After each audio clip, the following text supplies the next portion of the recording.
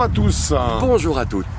C'est le golf du Polo de Paris qui nous reçoit aujourd'hui, absolument, pour faire le test d'un club que vous attendez certainement avec impatience. Oui. Nous parlons du nouveau Ping G430. 430. Le voici, un club tout nouveau. Tombé du camion. Alors celui-là on ne sait pas, mais en tout cas ce qui est Pas sûr loin. c'est qu'un club qui est un cavity back, assez profond de toute évidence, que nous allons tester tout de suite avec beaucoup d'intérêt, parce qu'un nouveau produit de chez Ping c'est toujours quelque chose de très intéressant. Comme chez tout le monde. Exact.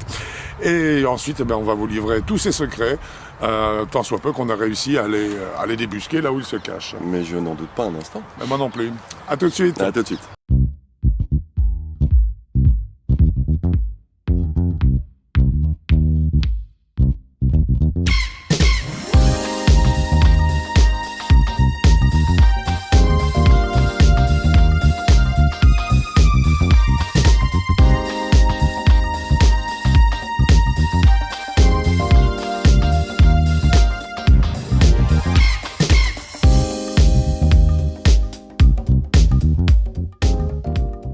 Eh bien, nous y sommes, mon cher Quentin. Eh oui, c'est fait. C'est fait. On a C'était testé. intéressant, un gros modèle. Un grosse nouveau sortie. fer de grosse sortie, nouveau fer de chez Ping, donc c'est le modèle G430.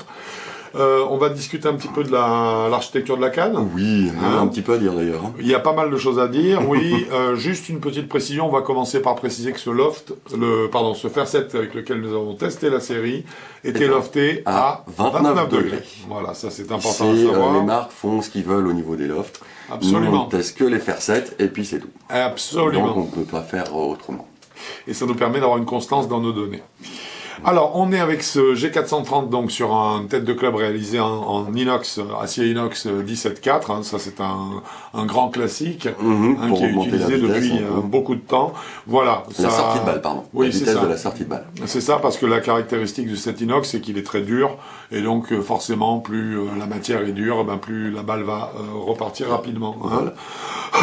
Donc, alors, à noter également, la face de club est également en 17.04, mais Ping, par contre, dit avoir traité à très haute température. Voilà, il y a un traitement en température particulier de la face de club pour augmenter une fois de plus la vitesse de démarrage de balle. Tout ça, ce sont des recherches, bien sûr, de distance qui sont faites par le fabricant.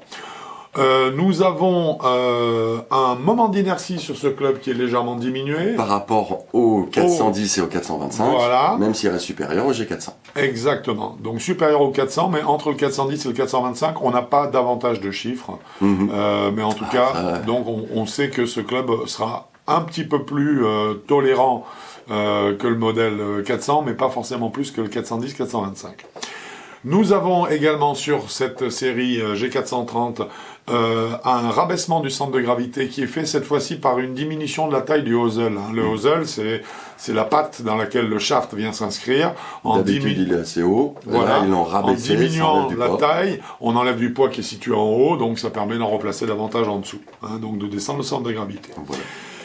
Ping parle également d'un système PureFlex, qui est en fait un médaillon. Un médaillon avec, en fait, c'est une cavité, c'est un badge avec 7 zones flexibles, donc une déformation qui va aider à l'arrière du club, qui va aider à la déformation de la face de club et une restitution d'énergie à travers la balle. Exactement. Donc ça, c'est le médaillon, c'est ce qu'il y a derrière la face de club. C'est là généralement où le fabricant inscrit son nom, la référence du club, etc., etc. Voilà. Alors bon, ça c'est très difficile à quantifier et à mesurer. Est-ce que ça moi, marche? j'avoue que j'y crois qu'à moitié comme ça, spontanément. Maintenant, est-ce que ça marche? Bon, on verra. On n'a pas de toute façon, on n'a pas les moyens d'analyse. On n'a pas les moyens, mais on verra avec le mais par contre, et tout. exactement. On aura suffisamment de data pour pouvoir juger tout de même.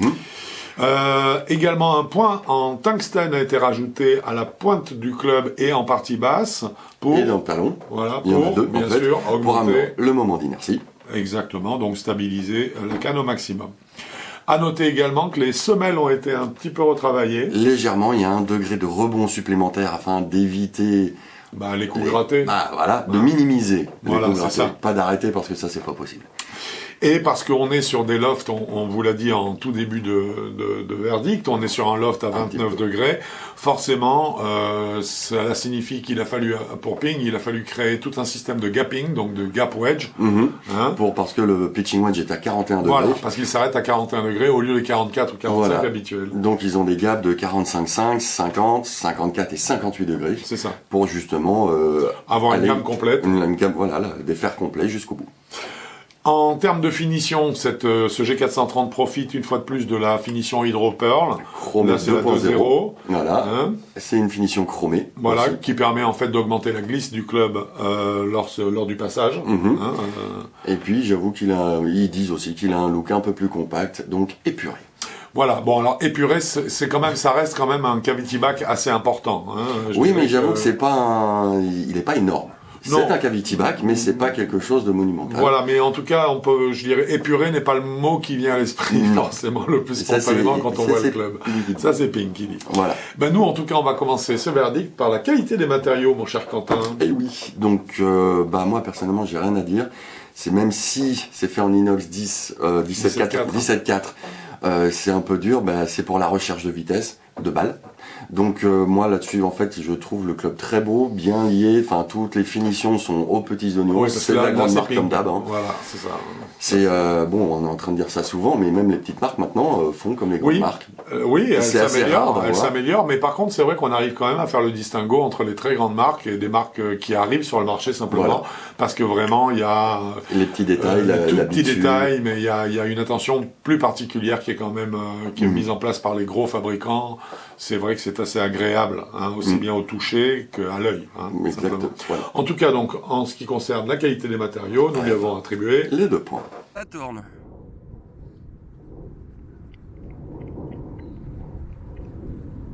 Nous attaquons la question des qualités statiques de ce G430. Et encore une fois, c'est du Ping, c'est bien, c'est parfaitement posé.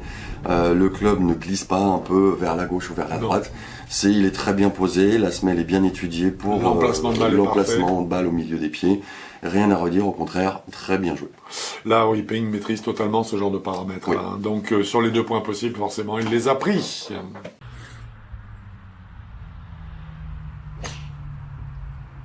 Nous parlons maintenant de stabilité et donc de moments d'inertie. Alors, je t'écoute, mon cher Quentin. Là-dessus, un 0 faute. Un moment d'inertie fabuleux, un club facile à faire tourner autour de soi. Ouais, là, on est vraiment dans le monde de Ping. On est dans le monde de Ping, ils savent faire. La stabilité de la tête de club à l'impact, même décentrée, j'avoue, elle est très très propre. Ping a toujours été connu pour le confort des clubs qu'il fabrique et celui-là il échappe pas en fait à la règle. Pas du tout. C'est très confort, c'est vraiment fait pour adoucir au maximum les sensations de frappe. De décentrage aussi. Et de minimiser celles de décentrage. Là en plus quand même en moment d'inertie on a cet équilibrage au tungstène qui est fait en pointe et talon de club. Qui permet justement de stabiliser totalement le club pendant son déplacement et effectivement d'augmenter au maximum le moment d'inertie, même si comme on l'a dit il serait plus faible que le 410 et le 425. Voilà. Personnellement, moi, il me fait même pas peur. Non, c'est un club qui reste très stable, en fait, et qui, cette stabilité donne une grande confiance aux joueurs. Donc, à ce niveau-là, sur les 2 points qu'on peut lui attribuer, sans aucun doute, il les a pris. On les lui a donnés.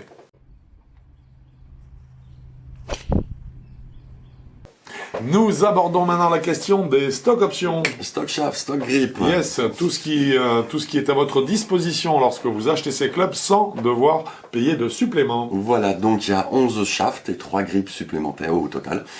Donc moi, celui que j'adore, c'est le Alta CB. Alors, alors c'est bien 11 shafts. 11 shafts au total. Il y a aucun doute. Il y a acier et carbone. Par contre, alors tu fais bien d'attirer l'attention sur ce point, c'est qu'en fait le manche maison de Ping qui est le Alta CB, c'est leur modèle, s'est révélé dans cette mouture 2023 particulièrement efficace. C'est un très très très très bon shaft. Oui. Vraiment très performant et qui lui ne jette pas de poudre aux yeux en fait. Il ment pas, il est très franc, il est un excellent shaft. Au niveau des grips, on a dit 3 grips, mais par contre, ce qui est très agréable, c'est qu'il y a toutes les tailles, et on a 3 types de grips, puisqu'on a du grip cordé, du grip lisse, Et puis on a également du grip ultra light, voilà. Ce qui est donc, ça, intéressant. très, très bien. Voilà, exactement. Ça donne une belle panoplie autour de laquelle travailler pour trouver vraiment le grip qui vous convient. Voilà. Donc, résultat des courses sur les 2 points possibles. Les aucun deux, ils sont doute. passés. Ping a pris les 2.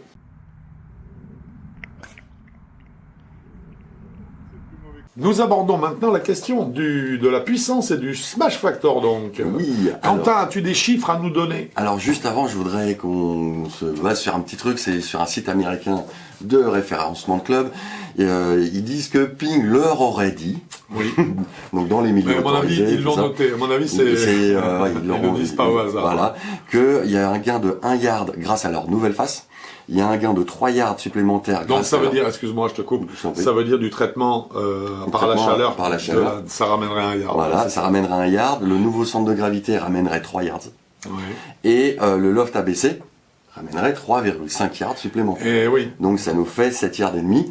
C'est pas mal. Oui, c'est pas mal. Mais au moins, ils sont francs. Alors oui, mais par contre, et donc ça nous permet de constater qu'une fois de plus, cette fois-ci, je dirais l'élément qui permet à la balle de gagner le plus de distance, à savoir 3,5 yards, qu'est-ce que c'est? C'est tout simplement le loft du club. Voilà. Donc on en reste toujours à cette idée, cette histoire, c'est que moins il y a de loft, forcément plus la balle va loin. Maintenant, à voir si ensuite elle continue à avoir, en termes de trajectoire, ce qu'il faut. Voilà, ce qu'il faut pour que ce soit performant. Donc, on va maintenant passer aux chiffres. Donc, passons aux chiffres, vas-y. Donc, le chiffre qu'on a réussi à atteindre le plus haut, c'est 1,43. Rappelons-nous que la norme pour un faire 7 est de 1,33. 1,33. Voilà. Donc là, ça veut dire que sur ce coup-là, aucun doute, la puissance est au rendez-vous. La puissance est au rendez-vous, mais par contre, il est très, très difficile à obtenir. On n'en a eu qu'un seul. 1,43. Mais il était là. C'est-à-dire qu'il n'y a pas eu pléthore de 1,42, 1,40, non. Non, il y avait plein de 1,36, 37. C'est ça. Voilà, ça c'est passé tout seul. Exact. Ce qui est un très bon smash factor déjà pour un faire 7. Et il y a eu un coup exceptionnel, on va dire, qui a été mesuré à 1,43. Bon, en tout cas, ce qui est certain, c'est que en globalité, nous avons un club dont la puissance potentielle est là, est énorme, voilà. Donc forcément, nous lui avons attribué les 2 points.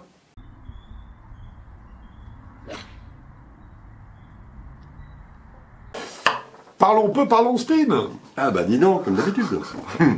Évidemment. Alors, on va commencer direct par le chiffre cette fois-ci. Notre moyenne à nous était de 5000 tours minutes. Alors un petit peu bas. 2000 en dessous. Eh oui, 2000 en dessous de la norme, qui en plus n'a pas été atteinte avec un cavity back, mais plutôt avec une lame. Oui. Alors bon, ça veut dire qu'on est effectivement un peu faible en spin, mais la diminution du spin, c'est moins de hauteur de balle, théoriquement, mais par contre plus de distance. Voilà. Donc je dirais que ce spin volontairement bas, selon nous, puisque je pense que Ping est capable de faire à peu près ce qu'il veut à ce niveau-là, eh bien, c'est la résultante d'une recherche de puissance qui passe par un déloftage du club et un positionnement du centre de gravité qui fait que le taux de spin diminue. Violemment. Donc là, par contre, ça ne correspond pas à la vocation, je dirais, de la canne, puisqu'on le verra tout à l'heure, sa gamme n'est pas la gamme des joueurs qui vont rechercher, je dirais, le moins de spin possible. Donc, effectivement, nous n'avons pas pu lui attribuer les 2 points. Exactement. Et donc là, nous nous sommes contentés de la norme qui est de 1 point sur 2. Et si on parlait un petit peu des trajectoires de balles, mon cher Quentin? Alors pour commencer, je les ai trouvées plutôt pas mal pour le public visé. Oui. Bien adapté. Nickel. Oui. Parce qu'en plus, l'angle de décollage était de 20,1 degrés. Oui, alors c'est-à-dire qu'en fait, il était un peu en partie basse de la norme. Un petit peu, mais juste 1 degré. Qui s'explique par le spin, en fait. Ça s'explique par le spin. Et pourtant, la hauteur de balle, en moyenne, était de 31,50 m. Voilà, ce qui est une très bonne hauteur pour la cible, justement. Visée. Donc, c'est pas le spin qui fait voler la balle, ce serait plus le shaft qui ferait voler la balle. L'angle d'attaque du shaft, le point de flexion du shaft. Qui amènerait un angle d'attaque peut-être supérieur, forcément, ce qui permettrait à la balle de finir en fait sa trajectoire avec une belle hauteur. Et puis surtout des trajectoires qui n'étaient pas hyper droite, hyper gauche. Il y a une tolérance dans le club qui permet d'éviter d'en mettre de trop partout. Ça, on l'a vu au niveau du Donc ça, c'était assez agréable aussi.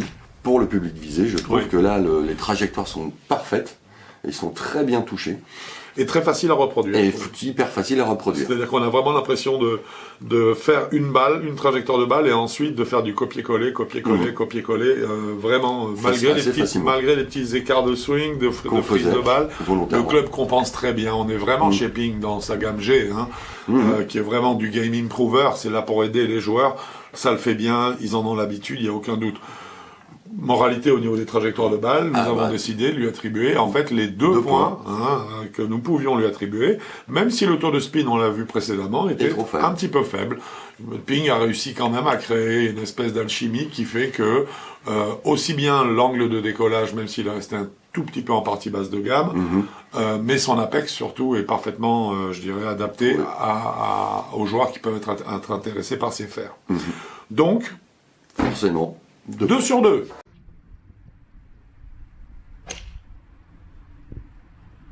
Et nous parlons maintenant de feedback. Oui, les sensations, le retour d'information qu'on a lors de l'impact de la balle. Très important, ça. Très important.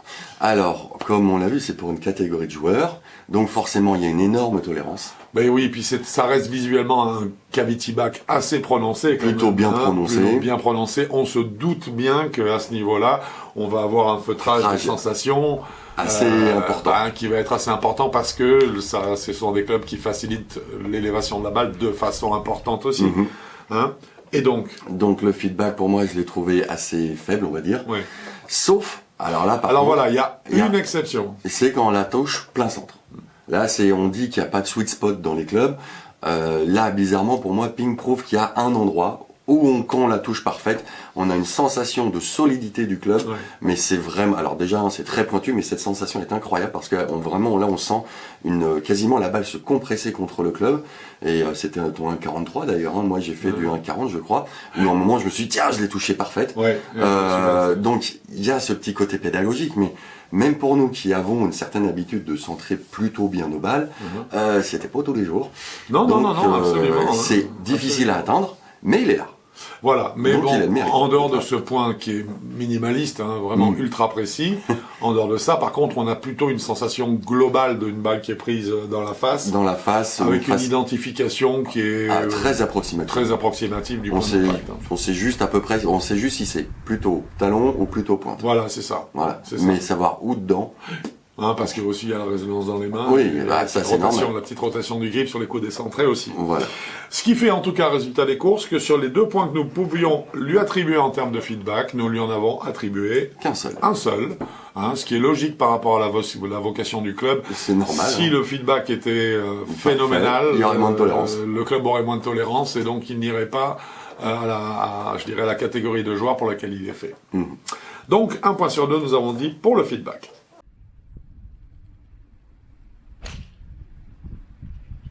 Alors on attaque la partie qui nous intéresse le plus. Ah oui, les sensations. Ce sont nos sensations. Qu'est-ce qu'on a ressenti ?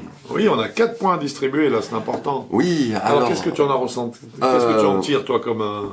Pour moi, ce club est très bien pour le public visé. Trajectoires de balles, elles sont très bien. Le club est facile à mettre en mouvement. Très facile. La tolérance du club est là. La tolérance des trajectoires aussi. Il est agréable à poser au sol, il n'y a vraiment aucun défaut, à part le fait du feedback, qui pour moi, comme on l'a dit tout à l'heure, c'est lié à la tolérance, donc c'est normal.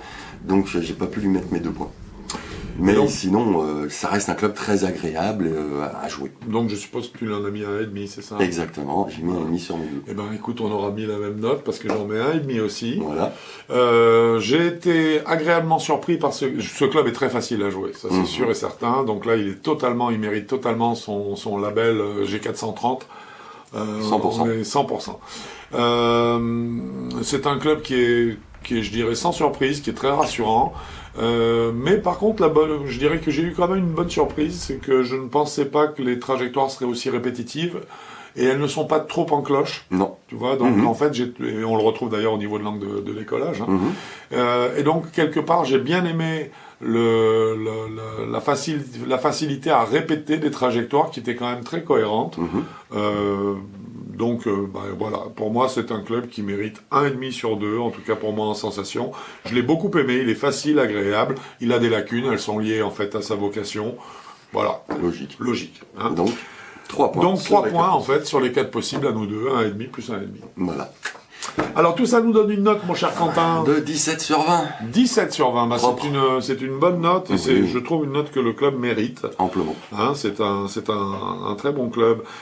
17 sur 20, et alors une gamme de joueurs, puisqu'on en parle depuis un moment. Voilà, la gamme de joueurs, c'est des 19-36, donc Voilà. des Confirmés et challenger.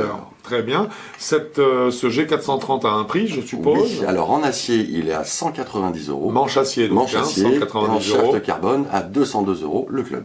Voilà, c'est parfait. Eh bien, j'espère que cette vidéo vous aura plu sur ce ping, ce fer ping G430. Mon cher Quentin, je te dis à bientôt Sur Avigolf. sur avigolf.com. Oui. Et d'ici là, bien sûr, bon golf à vous. Au revoir.